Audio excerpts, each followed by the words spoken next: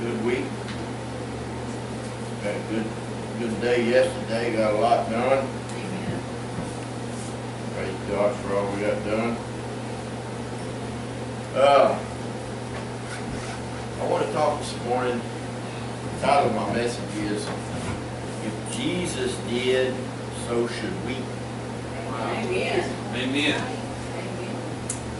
What I'm wanting to talk about is doing the things that Jesus did and why we aren't. And when I say we, I'm talking about the whole church in general. Not just us here, go to our worship center, but the whole body of Christ. I believe that there's so much that could be done by the body of Christ that's not being done. Amen. Just because we're not doing the things that Jesus did. So when I say we, I'm not talking about us right here, which we're included, but it's the whole body of Christ that I'm talking about. Because we're learning here a lot of what to do. Amen. I'm not saying that we've arrived yet, but we're a lot further today than we was yesterday. Amen. Amen. So go ahead and turn in your Bibles to, we're going to start off at John 14:12. And we're going to go from there.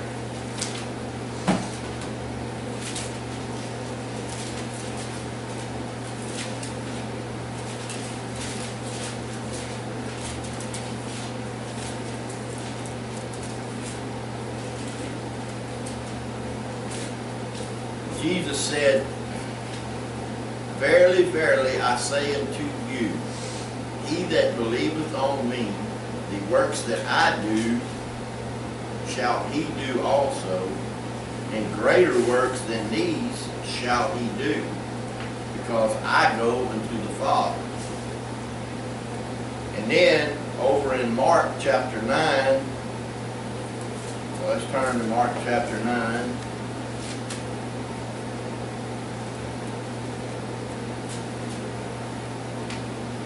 Verse 23.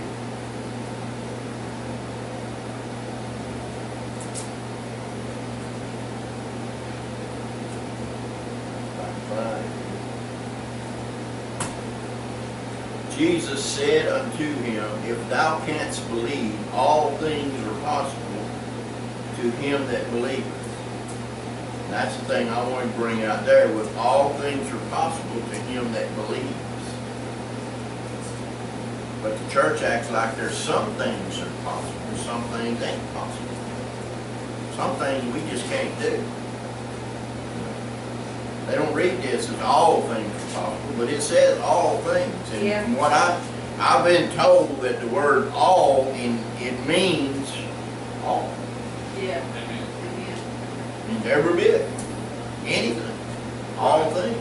All things. All things are possible. That means nothing is impossible. Nothing. Nothing is impossible. So you're telling me that it's not impossible for me to walk on water? Well, Jesus proved that.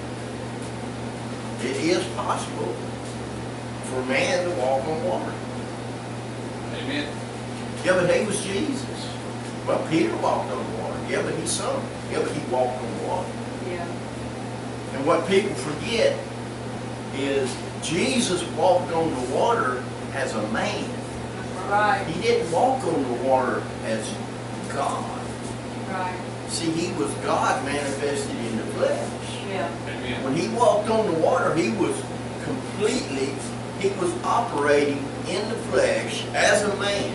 Yeah. And he defied gravity by walking on water. Yeah. Yeah. Amen. And Peter did too. Because Jesus said, he said, "If it's you, Lord, bid me come to you." Well, what could Jesus say? It was him. Yeah. Oh.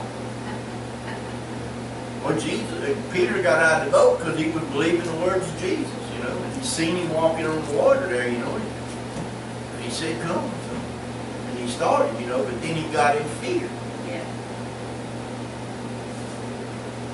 And that's when he went to sinking. As long as he wasn't in fear, doubt, and unbelief, he was walking on the water. But he began to walk by his five senses instead of by his faith in Jesus, you know. Amen.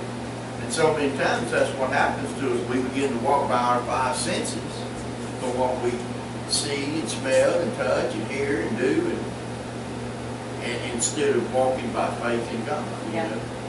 Don't let what's around us move us. We let what's around us move us, and it moves us away from trusting Him. And we begin to trust what, you know, we trust in our abilities. That kind of goes back to what you was just saying, you know. If we can't do it, then, you know, we rely on ourselves too much. Yeah. Instead of trusting in God with all our heart and leaning not to our own understanding. That's the hardest thing, is to not lean into your own understanding. Yeah. Because your own understanding fights against what God's saying. Yeah. Your own understanding says, well, man, you're going to sink if you walk on water. Your own understanding says, man, if you don't put some money in that bank account, that check's going to bounce. Yeah. You know? Yeah. Your own understanding says, well, if you don't get some treatment done for this, whatever's wrong with you, you're going to die. But you have faith and you just trust in God that you're not. And you know, I hesitate to say all this because a lot of times people think that you're saying don't go to doctors and all that. I'm not saying that, but you can't lean to your own understanding, and that's the trouble with the people here in America. We're able to take care of things ourselves so much that we don't have to trust in God. And people here in America, they're this way. They spend every bit that they got when they can't get nothing else, when they can't do nothing else. They've done everything they know to do. Guess we will cry. Come on. They go to, you know, Come on. I've been to doctor after doctor after doctor Yeah. and can't find a cure. Yeah. I guess I'm just going to have to trust God. Well, you should have done that in the first place. That's right. Amen. You know? And He may have led you to a doctor that knew what was going on. Or He may have led you to, you know, to some kind of herb or something that might have healed it. It may be something other than no amount to heal the beans, but because you've been building it up so bad and you've been talking about it so much, and all the enemy needs you to do is just talk about something. Yeah. Yeah. I mean, you just think about what the army of Israel did with Goliath. Yeah. They sit out there and Goliath was hollering at them, and they'd look at him and he's so big and everything, and they'd hunker down and, oh goodness, and they'd seen him and seen how big he was, and they'd talk about how big his head was and how big his armor was, you know, and just build him up. And they had him built up so bad so the whole army of Israel could not, they was defeated. Yeah. Just in their minds, they were defeated. And then this little old bitty shepherd boy come along. He said, who is that? To defy the whole army of Israel. Yeah. An army that has a covenant Right. with God Almighty. Who is that?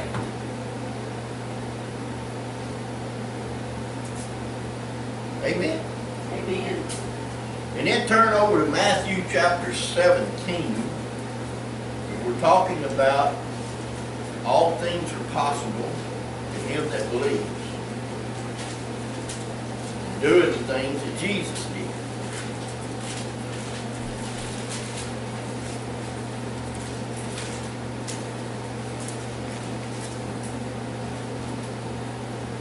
In Matthew chapter 17, in verse 20, and Jesus said unto them, it's because of your unbelief, for verily I say unto you, if ye have faith as a grain of mustard seed, you shall say unto this mountain, remove hence to yonder place, and it shall be removed, and nothing shall be impossible for you.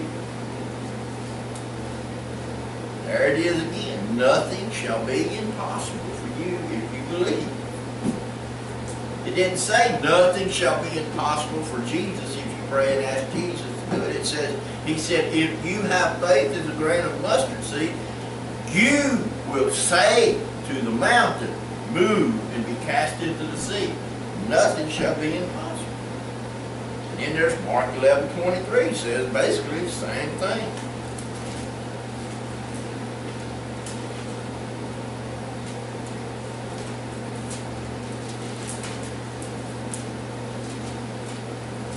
Mark 11:23 says, for verily I say unto you, that whosoever shall say unto this mountain, be thou removed, and be thou cast into the sea, shall not doubt in his heart, but shall believe that those things which he saith shall come to pass, he shall have whatsoever he saith.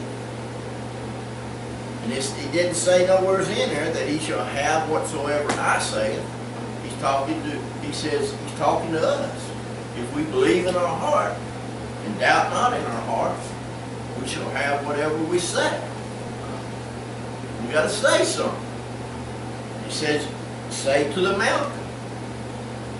What's in front of you? You got a bad bank account?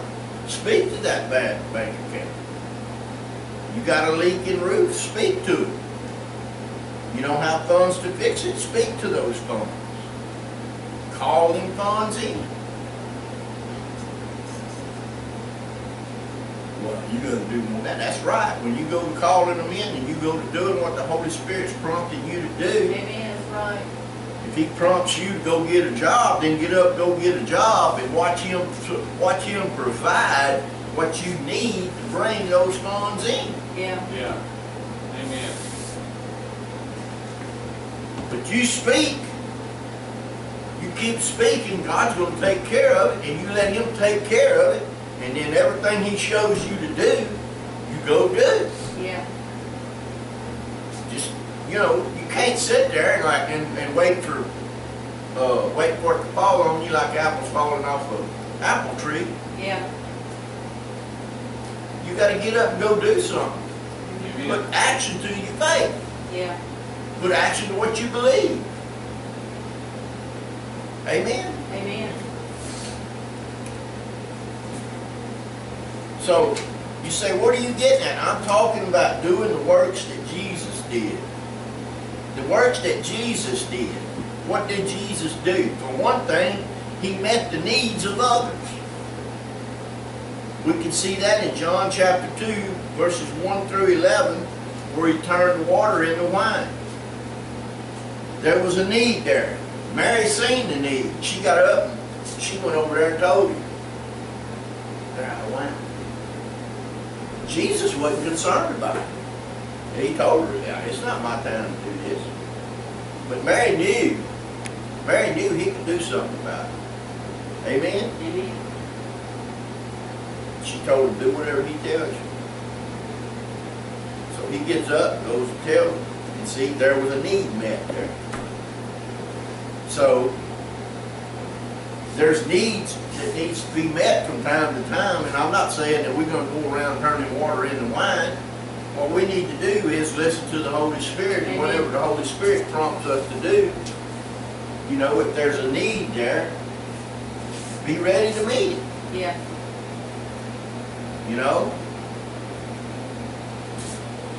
If it's pray about it, then pray about it. We're a church that really emphasizes on prayer here, but I think that we know how to pray the right way around here. Amen. Y'all know my feelings about, people talking about prayer. They're praying. And what are they praying, And people talking about unspoken prayer and all, I don't want to get off there, but that's one of the things He did, is He met the needs of others. Another thing He did is He healed the sick. In John chapter 4, verses 46 through 50, he heals a nobleman's son. The nobleman comes to him, asks him, tells him that his son is sick. Let's turn over. Let's go ahead and read some of this, I guess. John what? John chapter 4.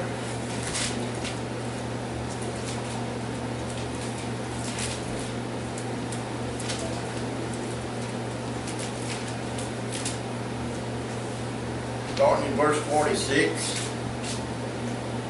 So Jesus came again into Cana of Galilee, where he made the water wine. And there was a certain nobleman whose son was sick at Capernaum.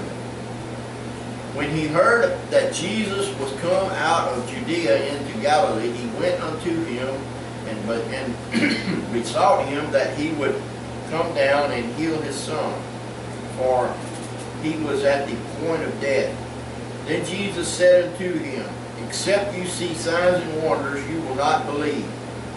The nobleman said unto him, Sir, come down ere my child die.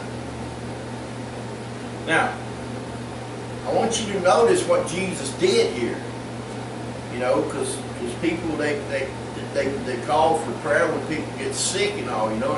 And this is what I'm trying to get, this is what I really want to bring out today, is we need to learn when it's time to pray and when it's time to say.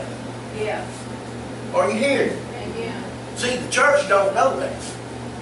The church don't know that when there's a time to pray and there's a time to say. Yeah. And you can look throughout these 4 Gospels and you'll never once see where Jesus, when he healed the sick, raised the dead, or whatever, did he go to praying to get them healed? Yeah, there was a time or two he prayed. When he raised Lazarus from the dead, he prayed and he said, Father, I'm doing this for these around here, but I know you hear me. Come on. And then after he prayed, then he said, Lazarus, come forward. Yeah. Now y'all remember the first verse that I led off with, and I know y'all know this. First verse I led off with, that Jesus said, the works that I do shall you do, and greater works than I do shall you do, because I go to the Father. Yeah. We're not even doing the things that Jesus did, let alone doing the greater things. Come on. Come on. Remember I said we, I'm talking about the church. The church. Yeah. The church is not doing the greater things that Jesus did. They're not even doing the things that Jesus did. Yeah, you're right. I'm telling you, if the church was doing a smidgen of what Jesus did, the enemy wouldn't be running rapid like he is. That's right. That's right. Not the church here in America. There's a church on every corner across this whole nation.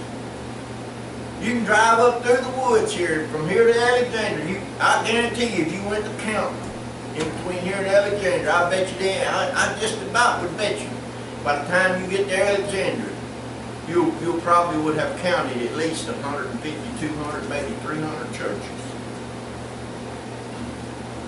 Just between here and Alexandria, driving through the woods. That's not going through the cities. Yeah. I mean, you drive around the river, they don't tell you how many you count right there in the river for the size of it. And people living defeated lives. Yeah. Something come up and, oh, what are we going to do? And go to church every Sunday. Some little old, they snag a toenail and they wonder, how am I going to get this healed? You know, let's speak to it. Come on. You know? Keep believing God.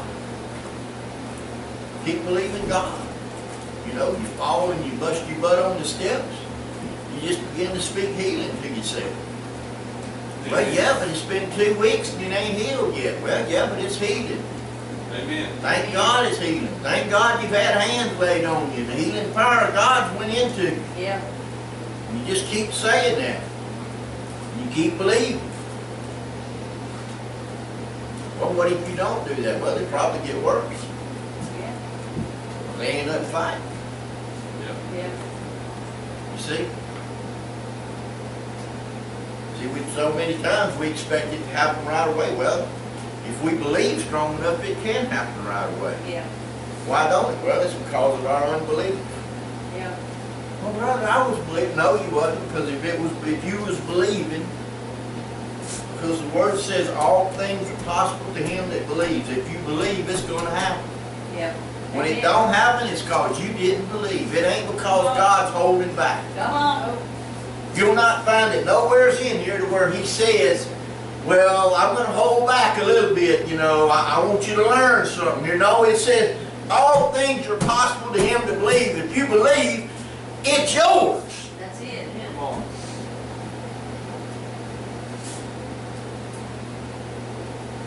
Well, I'm going to just let them wade across this water in knee-deep water. That way they can kind of feel the water around their knees, but they'll get across, you know, and they'll still believe it's, you know, that it happened. They'll go up to their waist every now and then, you know, and they'll get scared, but then they'll raise back up. You know, when they get scared, they'll begin to believe me a little more. They'll get back on top, and then they'll, you know, they'll go down, you know. He ain't like that. No, he ain't like that. Come on. You either want to believe or you don't believe. It's plain and simple.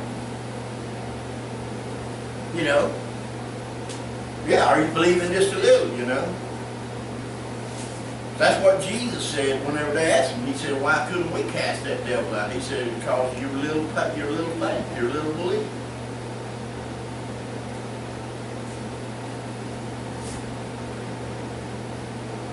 Did I go to John 5, 1 and 9 yet? No, I didn't. No, I didn't read that last verse there. Jesus said unto him, go thy way, thy son liveth. And the man believed the word that Jesus had spoken unto him, and he went his way, and his son was healed. Then John 1 and 9, 1 through 9, John 5, 1 through 9. Just one, it's on the other side of the page in my Bible.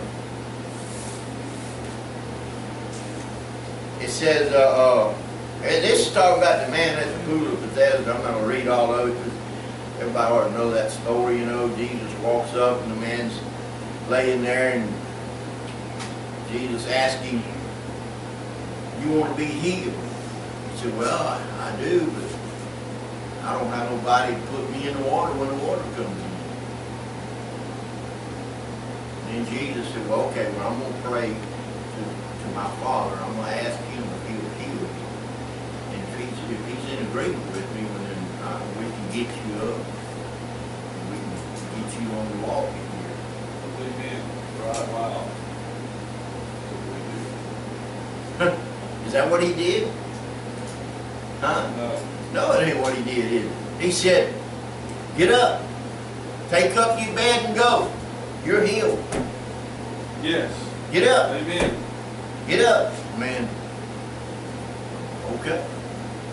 And you listened to what he said. He got up, went to walking. You know, he must have felt something happening in his body. But see, it was the belief. It was Jesus' faith that was healing him. Jesus said, "Get up." You know, something began to happen to him for him to know, hey, something's going on here. He said for me to get up. I can feel, you know, I can feel my feet now. There's feeling in my feet. I was watching the book of John last night. The way they portrayed it, this guy here, he was feeling his feet. Wow, you know. I really believe that's the way it was. He began to feel, oh, I got feeling in my feet now. Jesus told him, get up. Man, next thing you know, he gets up and grabs his bed, and the Pharisee said, what are you doing packing your bed on the Sabbath? Well, the guy that told me to get up and healed me a while ago told me to pack it, so I'm packing. I don't blame him, I'd pack it too. You know, he's been there 38 years and they ain't done nothing for him. This fella comes along and heals him. I believe I'd pack it too. Amen? Amen. And then, Another thing Jesus did, you know, he met the needs of people, he healed the sick, and this is the third thing, and there's probably more. This is just three things that I come up with. He calmed the storm. Yeah. We talked about a while ago, he walked on water. Yeah. You know, we may talk about that a little more. Turn over to Mark. See, Mark chapter 4.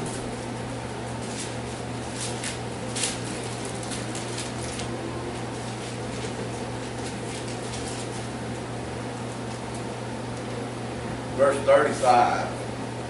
Start verse 35 through 41.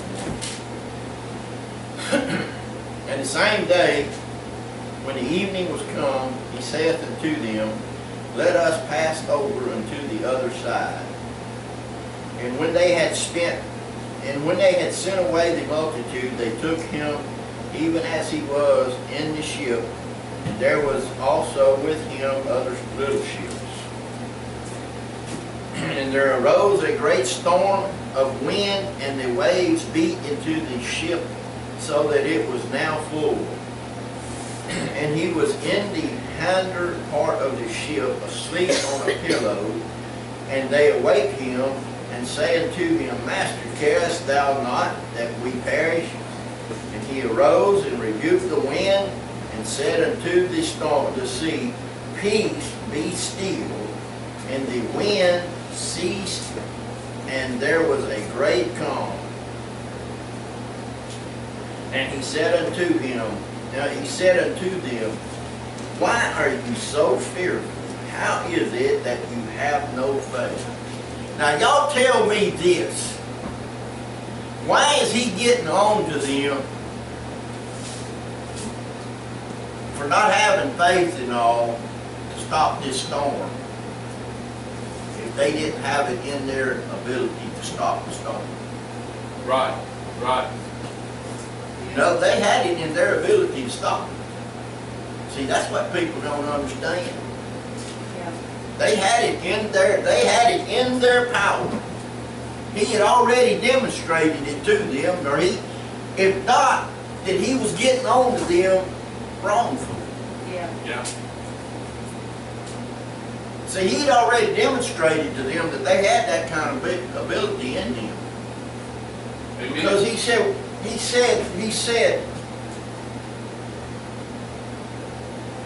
where was I at?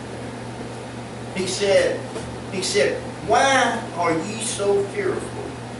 How is it that ye have no faith? Well, why should they have had faith? They didn't know they could come this morning. Well, for one thing, he had told them, let's go to the other side. And he's following and he's doing what God has called him to do. You know, that leads me to this right here. If you're doing what God's called you to do, if you know that you're about the Father's business, then trust in him and lean not on your own understanding. If you're about his business, there ain't no devil in hell can stop you.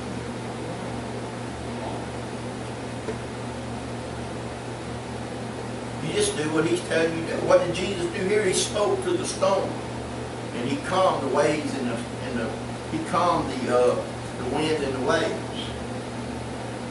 He spoke to the wind and he spoke to the water, and all he said was, "Peace, be still." You see, that's all he said.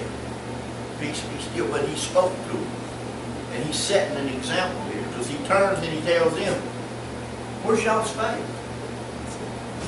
I believe that he expected them. They should have done what he got up and did. I mean, that's all it sounds to me like. Yeah. I mean, if we're traveling and we're going somewhere or another, and I'm in the back of the van asleep, and we get a flat tire, and Aubrey gets in the pastor, we got a flat. Well, Aubrey, fix the tire. Are you hearing me? Yeah. That's what that's what's happening here. Yeah, amen. It is. The pastor is back there asleep, and they was going to the other side. The wind was blowing everything. And we were drowning. Master, Master. And he gets up and rebukes him and says, where's your faith? Why are you waking me up? But they ain't no, people don't preach that. People don't preach it that's what happened. But that's exactly what was going on Yeah. here.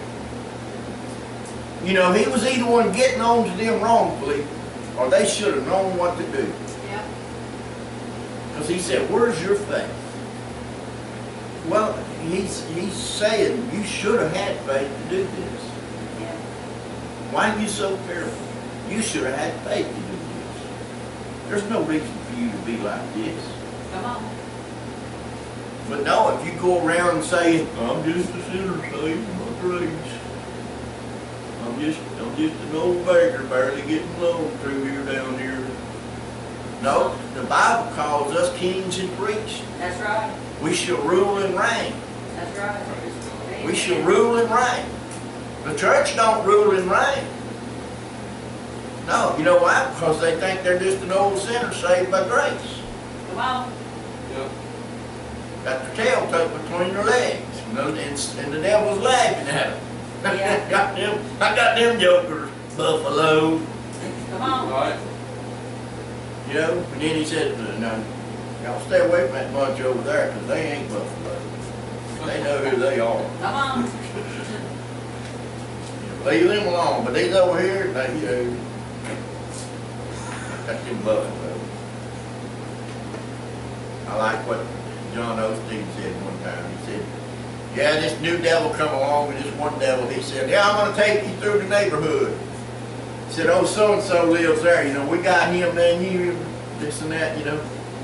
The devil said, now, well, what, who lives there? Don't go over there and leave that place alone. Why? John Osteen lives there. He will kick your behind. Stay away from him. Amen? Amen. And that's the way the devil ought to be. Yeah. Yeah. No, that's the church of the living God. Amen. You don't want to mess with them. They know who they are. Yeah. Amen. Come on. But you see, the devil has come along and he deceived the church, and he stole their identity from Yeah. them. Yeah. Yeah. That's what's happened. The devil has stolen the identity of the church. Yeah. They don't know who they are. Yeah. That's right. And they have no faith. He has killed and destroyed the faith. Stole the identity and killed and destroyed their faith. Yeah. The church does not know who they are. They don't know that they should rule and reign as kings and priests. Jesus had dominion over the wind and the water. And he did. Yeah. He got up and he said, peace be still. And he ruled and reigned over it. Now, we all know this verse in Genesis 1:26. Pastor Katie's preached a lot about this.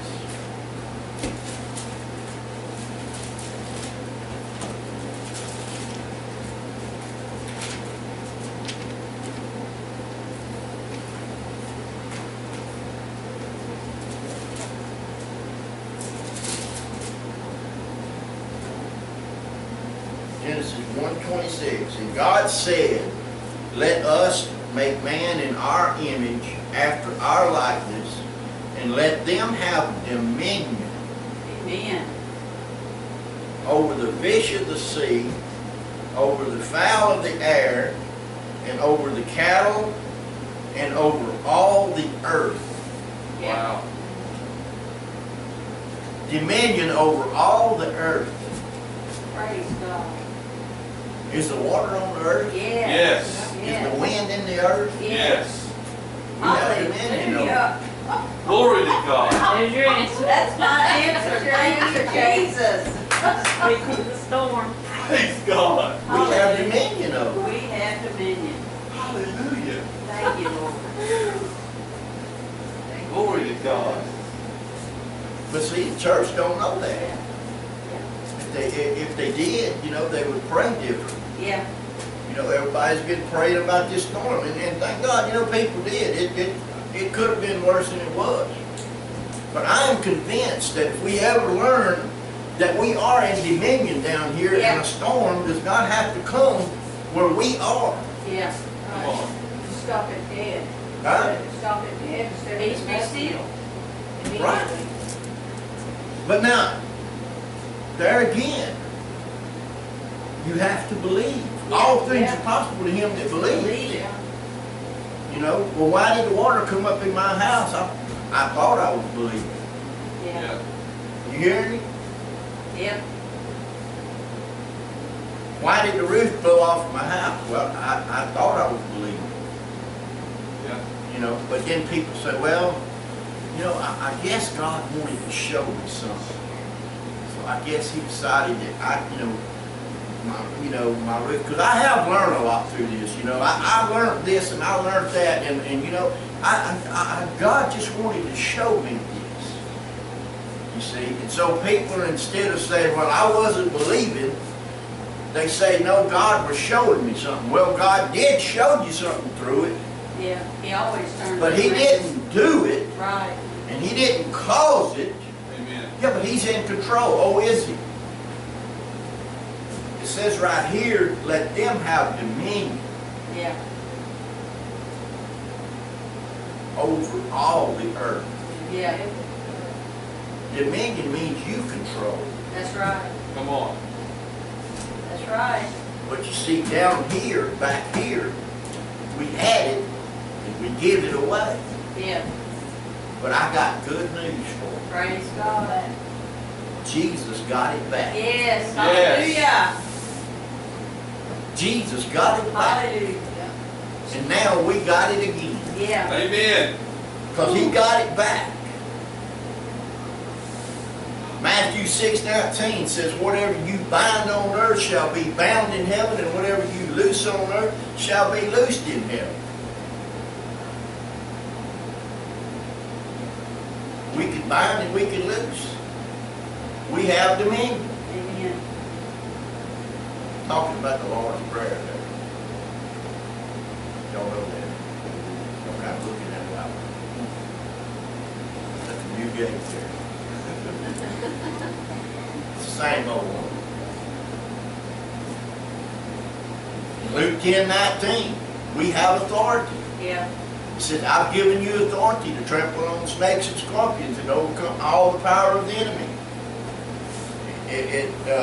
Forget the verse where it says, all authority has been given unto me in heaven and on earth and under the earth. Yeah.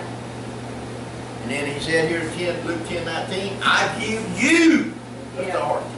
The authority that was given to him has been given to us. Praise God. You see? Yes. It's given back to us. So we are to rule and reign again. Amen. And we are to have dominion over all the earth. Yeah. Because Jesus took that dominion back. Yeah.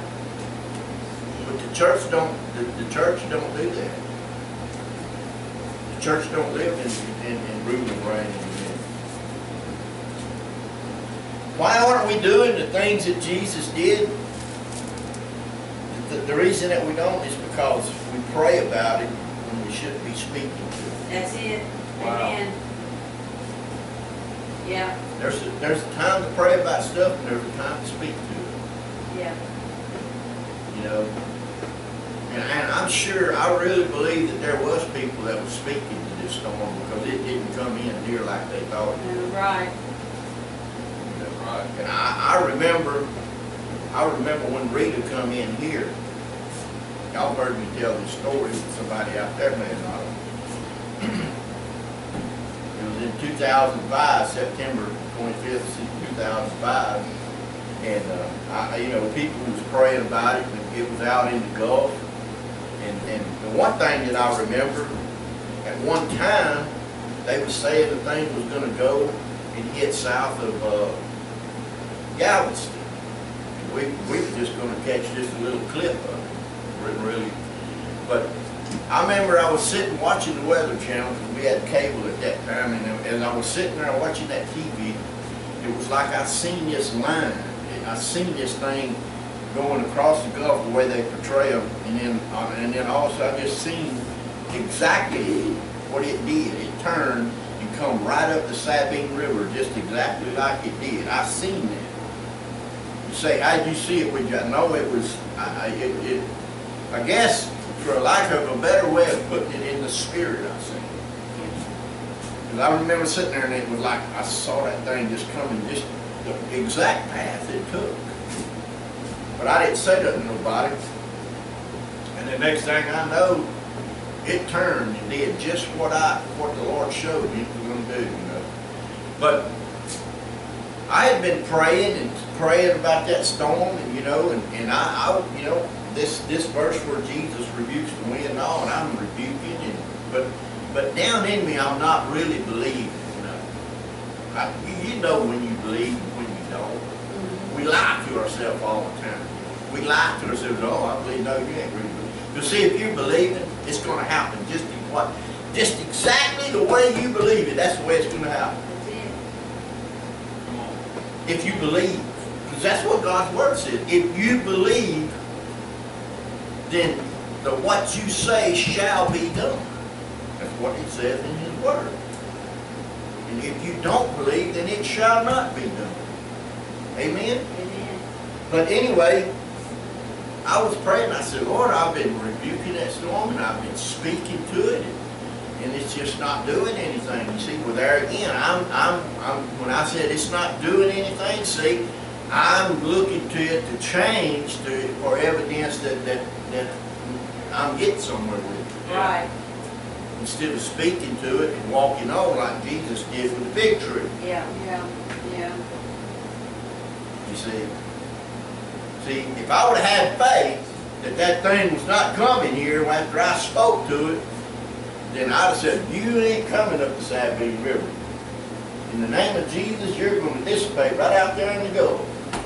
All right, y'all, let's go back to work. Oh, what do you think? Oh, yeah, it's over with. But it's still out there. Oh, it's over with. Amen. You see, you're not moved by what you see. Right.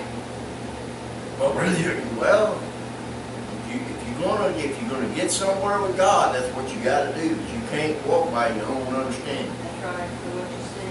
What you see, you can't do it. Anyway, I was praying in the Lord. I said, Lord, I've been speaking to this storm, and I said, you know, Jesus spoke to the storm, and He said He was in the midst of the storm too. Like, but yeah, He was.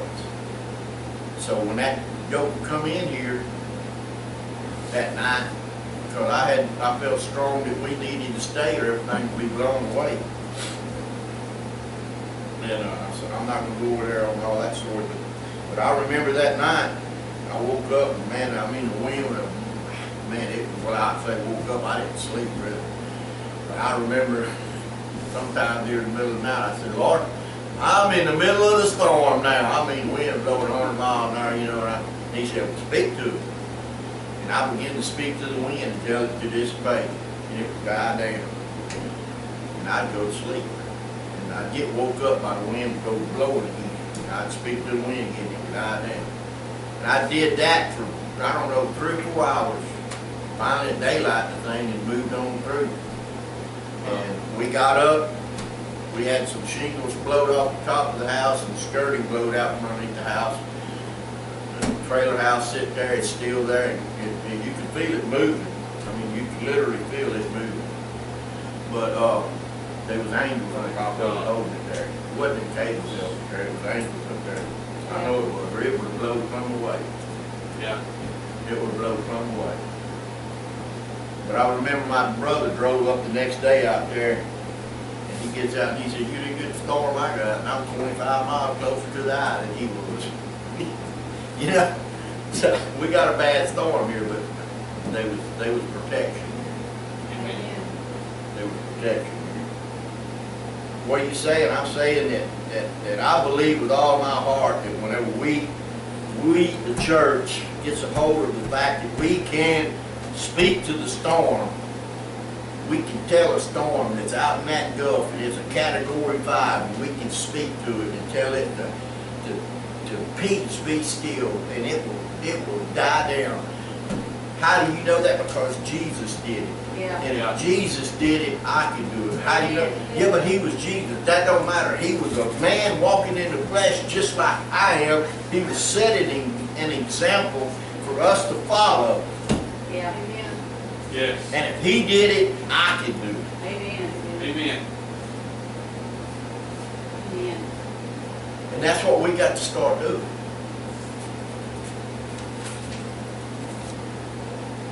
He even taught us how to pray. That was the prayer in Matthew chapter 6 there. Our Father who art in heaven, hallowed be thy name. Thy kingdom come, thy will be done. Father, you're in heaven. Your kingdom come down here just like it is up there. I pray, Father, that as I walk through this life, I pray, Father, that I can act just like they do up there. I can act down here, and your kingdom will be here on earth. Come on. Amen. Because I'm doing the things that Jesus did. Amen. Come on. Amen? Amen. We don't go to pray and, God, would you lift the storm? God, would you take this storm away? God, would you do this? God, would you do that? You've heard me say this so many times. He says, I've done it. Yeah.